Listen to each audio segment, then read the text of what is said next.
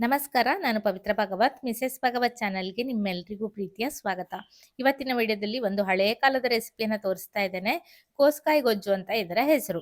ಈಗಲೂ ಕೂಡ ತುಂಬಾ ಜನ ಮಾಡ್ತಾರೆ. ಯಾಕೆಂದ್ರೆ ಅದು ಅಷ್ಟು ರುಚಿಕರವಾಗಿ ಇರ್ತದೆ. ಹುಳಿ ಹುಳಿಯಾಗಿ, ಖಾರ ಖಾರವಾಗಿ ಇರ್ತದೆ. ಬಿಸಿ ಬಿಸಿ ಅನ್ನಕ್ಕೆ ಎಣ್ಣೆಯನ್ನ ಹಾಕಿ ಊಟ ಮಾಡ್ಲಿಕ್ಕೆ ತುಂಬಾ ಅಂದ್ರೆ ತುಂಬಾನೇ ಸೂಪರ್ ಆಗಿ ಆಗ್ತದೆ.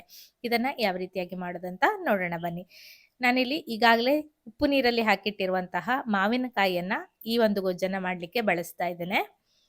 ಬೇಸಿಗೆಯಲ್ಲಿ ಮಾವಿನಕಾಯಿ ಸೀಸನ್ ಅಲ್ಲಿ ಹಬೆಯಲ್ಲಿ ಸ್ವಲ್ಪ ಹೊತ್ತು ಮಾವಿನಕಾಯಿಯನ್ನ ಬೇಯಿಸ್ಕೊಂಡು ನೀರು ಹಾಗೆ ಉಪ್ಪನ್ನ ಹಾಕಿ ಚೆನ್ನಾಗಿ ಕುದಿಸ್ಕೊಂಡು ತಣ್ಣಗಾದ ನಂತರ ಹಬೆಯಲ್ಲಿ ಬೇಯಿಸಿರುವಂತಹ ಮಾವಿನಕಾಯಿಯನ್ನ ಆ ನೀರಿನಲ್ಲಿ ಹಾಕಿ ಇಟ್ಟಿರುವಂತದ್ದು.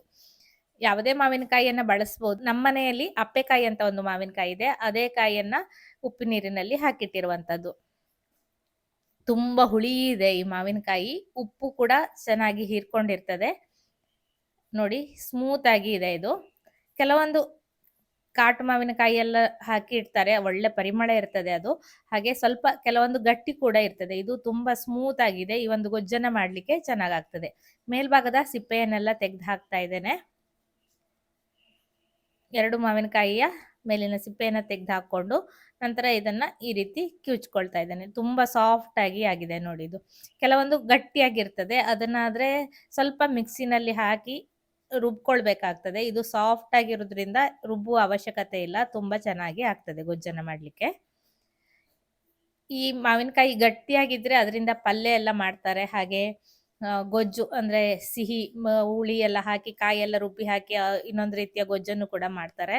ತುಂಬಾ ಚೆನ್ನಾಗಾಗ್ತದೆ. ಎಲ್ಲ ಕಿವುಚಿ ಇಟ್ಕೊಂಡಿದ್ದೇನೆ. ಇದಕ್ಕೆ ಚಿಕ್ಕ ಕಪ್ಪಲ್ಲಿ ಅರ್ಧ ಕಪ್ ಆಗುವಷ್ಟು ಹಸಿ ಕಾಯಿ ತುರಿ, 3 ಹಸಿಮೆಣಸು, ಸ್ವಲ್ಪ ಜೀರಿಗೆ ಮೆಣಸು ಅಥವಾ ಗಾಂಧಾರಿ ಮೆಣಸನ್ನ ಬಳಸ್ತಾ ಇದ್ದೇನೆ. ಮಿಕ್ಸಿ ಜಾರಲ್ಲಿ ಅರ್ಧ ಕಪ್ ಆಗುವಷ್ಟು ಹಸಿ ಕಾಯಿ ತುರಿ, ಜೀರಿಗೆ ಮೆಣಸು, ಖಾರ ಚೆನ್ನಾಗಿ ಬೀಳ್ಬೇಕು ಇದಕ್ಕೆ. ಮಾವಿನಕಾಯಿ ಹುಳಿ ಆಗಿರ್ತದಲ್ಲ, ಹಾಗಾಗಿ ಉಪ್ಪು, ಹುಳಿ, ಖಾರ ಎಲ್ಲ ಚೆನ್ನಾಗಿ ಬಿದ್ದಾಗ್ಲೇ ಗೊಜ್ಜು ರುಚಿಯಾಗುವಂಥದ್ದು. ಹಸಿ ಮೆಣಸನ್ನ ಹಾಕೊಂಡಿದ್ದೇನೆ. ಹಾಗೆ ಸ್ವಲ್ಪ ನೀರನ್ನ ಹಾಕಿ ಇದನ್ನ ನುಣ್ಣಗೆ ರುಬ್ಕೊಳ್ತೇನೆ. ಕಾಯಿ ಹಾಕದೆ ಹಾಗೆ ಕೂಡ ಒಂದು ವಿಧಾನದಲ್ಲಿ ಮಾಡ್ಬೋದು. ಮಾವಿನಕಾಯಿ ತುಂಬಾ ಹುಳಿಯಾಗಿದ್ದಾಗ ಸ್ವಲ್ಪ ಕಾಯಿಯನ್ನ ಅರ್ದು ಹಾಕಿದ್ರೆ ರುಚಿಕರವಾಗ್ತದೆ. ಹಾಗೆ ಹುಳಿಯ ಅಂಶ ಸ್ವಲ್ಪ ಕಡಿಮೆ ಆಗ್ತದೆ. 2-3 ವಿಧಾನದಲ್ಲಿ ಈ ಒಂದು ಗೊಜ್ಜನ್ನ ಮಾಡ್ತೇವೆ ನಮ್ಮಲ್ಲಿ. ಇದು ಒಂದು ವಿಧಾನವನ್ನ ನಾನು ತೋರಿಸ್ತಾ ಇದ್ದೇನೆ. ಮಿಕ್ಸಿ ಜಾರಿಗೆ ಸ್ವಲ್ಪ ನೀರನ್ನು ಸೇರಿಸಿ ರುಬ್ಬಿರುವ ಮಿಶ್ರಣಕ್ಕೆ ಸೇರಿಸ್ಕೊಂಡಿದ್ದೇನೆ. ಈಗ ಇದಕ್ಕೆ ಈಗಾಗಲೇ ಕಿವುಚಿಟ್ಟಿರುವಂತಹ ಮಾವಿನಕಾಯಿಯ ಪಲ್ಪ್ ಏನಿದೆ ಅದನ್ನ ಹಾಕೊಳ್ತಾ ಇದ್ದೇನೆ. ಚೆನ್ನಾಗಿ ಮಿಕ್ಸ್ ಮಾಡ್ಕೊಳ್ತಾ ಇದ್ದೇನೆ. ಅದರ ಪರಿಮಳವೇ ಡಿಫ್ರೆಂಟ್ ಆಗಿರ್ತದೆ. ಹಸಿ ಮಾವಿನಕಾಯಿಯ ಪರಿಮಳ ಒಂದು ರೀತಿ ಆದ್ರೆ ಈ ಉಪ್ಪು ನೀರಿನಲ್ಲಿ ಹಾಕಿಟ್ಟಿರುವಂತಹ ಮಾವಿನಕಾಯಿಯ ಪರಿಮಳವೇ ಬೇರೆಯಾಗಿ ಇರ್ತದೆ. ಹಾಗೆ ಅದನ್ನ ಶೇಖರಿಸಿ ಇಡುವಾಗ ಗಾಜಿನ ಬಾಟ್ಲಿಯಲ್ಲೋ ಅಥವಾ ಪಿಂಗಾಣಿಯ ಭರಣಿಯಲ್ಲೋ ಹಾಕಿಡೋದು ತುಂಬಾನೇ ಒಳ್ಳೇದು. ಉಪ್ಪು ಹುಳಿ ಎಲ್ಲ ಇರ್ತದಲ್ಲ, ಹಾಗಾಗಿ.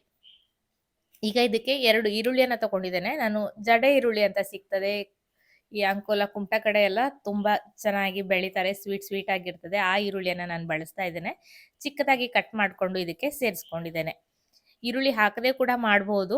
ಹಾಕಿದಾಗ ಮಧ್ಯ ಮಧ್ಯ ಅಗದು ತಿನ್ಲಿಕ್ಕೆ ತುಂಬಾ ಚೆನ್ನಾಗಾಗ್ತದೆ. ಹಾಗೆ ಸ್ವಲ್ಪ ಉಪ್ಪನ್ನ ಹಾಕೊಂಡಿದ್ದೇನೆ. ಉಪ್ಪನ್ನ ನೋಡ್ಕೊಂಡು ಸೇರಿಸ್ಕೊಳ್ಬೇಕು. ಮಾವಿನಕಾಯಿ ಉಪ್ಪು ನೀರಲ್ಲೇ ಹಾಕಿಟ್ಟಿರೋದ್ರಿಂದ ನೋಡ್ಕೊಂಡು ಉಪ್ಪನ್ನ ಹಾಕೊಳ್ಬೇಕಾಗ್ತದೆ. ನಂತರ ಕಡಲೆ ಗಾತ್ರದಷ್ಟು ಇಂಗನ್ನ ನೀರಿನಲ್ಲಿ ಚೆನ್ನಾಗಿ ಕರಡಿ ಸೇರಿಸ್ಕೊಂಡಿದ್ದೇನೆ. ಇದಕ್ಕೆ ಇಂಗು ಕೂಡ ತುಂಬಾನೇ ಇಂಪಾರ್ಟೆಂಟ್ ಆಗ್ತದೆ. ಮಾವಿನಕಾಯಿಯ ರೆಸಿಪಿಗೆ ಇಂಗು ಚೆನ್ನಾಗಿ ಬಿದ್ದಾಗ ಪರಿಮಳ ತುಂಬಾನೇ ಸೂಪರ್ ಆಗಿ ಆಗ್ತದೆ.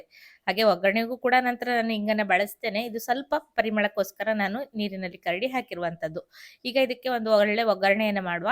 ಒಗ್ಗರಣೆ ಸೌಟಲ್ಲಿ ತೆಂಗಿನ ಎಣ್ಣೆನ ಬಿಸಿಗೆ ಇಟ್ಕೊಂಡಿದ್ದೇನೆ. ಎಣ್ಣೆ ಬಿಸಿಯಾದ ನಂತರ ಸ್ವಲ್ಪ ಸಾಸಿವೆ, ಸ್ವಲ್ಪ ಉದ್ದಿನ ಬೇಳೆಯನ್ನ ಹಾಕೊಂಡಿದ್ದೇನೆ. ಹಾಗೆ ಇಂಗನ್ನ ಹಾಕೊಳ್ತಾ ಇದ್ದೇನೆ. ಸಾಸಿವೆ ಎಲ್ಲ ಚಟಪಟ ಅಂದ ನಂತರ ಕರಿಬೇವಿನ ಸೊಪ್ಪು, 1-2 ಒಣ ಮೆಣಸನ್ನ ಹಾಕೊಳ್ತಾ ಇದ್ದೇನೆ. ಇದಕ್ಕೆ ಮಜ್ಜಿಗೆ ಮೆಣಸನ್ನು ಕೂಡ ಒಗ್ಗರಣೆಗೆ ಹಾಕೊಳ್ಬಹುದು. ತುಂಬಾ ರುಚಿಕರವಾಗಿ ಬರ್ತದೆ. ಒಗ್ಗರಣೆ ಎಲ್ಲ ಚಟಪಟ ಅಂತ ಇದೆ, ಹಾಕೊಳ್ತಾ ಇದ್ದೇನೆ. ರುಚಿಯಾದಂತಹ ಮಾವಿನಕಾಯಿಯ ಕೋಸ್ಕಾಯಿ ಗೊಜ್ಜು ರೆಡಿ ಆಯ್ತು. ಇವತ್ತಿನ ಈ ವಿಡಿಯೋ ನಿಮಗೆ ಇಷ್ಟ ಆಗಿದ್ರೆ ಖಂಡಿತ ಲೈಕ್ ಮಾಡಿ, ಶೇರ್ ಮಾಡಿ, ಅನಿಸಿಕೆನ ಕಮೆಂಟಲ್ಲಿ ತಿಳಿಸಿ. ಹಾಗೆ ಹಲವಾರು ರೆಸಿಪಿಗಳು ನಿಮಗೋಸ್ಕರ ಕಾಯ್ತಾ ಇದೆ. ಚಾನಲನ್ನು ಸಬ್ಸ್ಕ್ರೈಬ್ ಮಾಡ್ಕೊಂಡಿರಿ. ಇನ್ನೂ ಹಲವಾರು ರೆಸಿಪಿಗಳನ್ನು ನಾನು ನಿಮ್ಮ ಜೊತೆ ಶೇರ್ ಮಾಡ್ತೇನೆ. ಆ ಎಲ್ಲ ರೆಸಿಪಿಗಳನ್ನು ನೋಡಿ ಮನೆಯಲ್ಲಿ ನೀವು ಕೂಡ ಟ್ರೈ ಮಾಡ್ಬೋದು. ಇವತ್ತಿನ ವಿಡಿಯೋ ಇಷ್ಟ ಆಗಿದೆ ಅಂತ ಅನ್ಕೊಳ್ತೇನೆ. ಇದೇ ರೀತಿ ಇನ್ನೊಂದು ಹೊಸ ರೆಸಿಪಿಯ ಜೊತೆಗೆ ಬರ್ತೇನೆ. ಅಲ್ಲಿಯವರೆಗೂ ನಮಸ್ಕಾರ.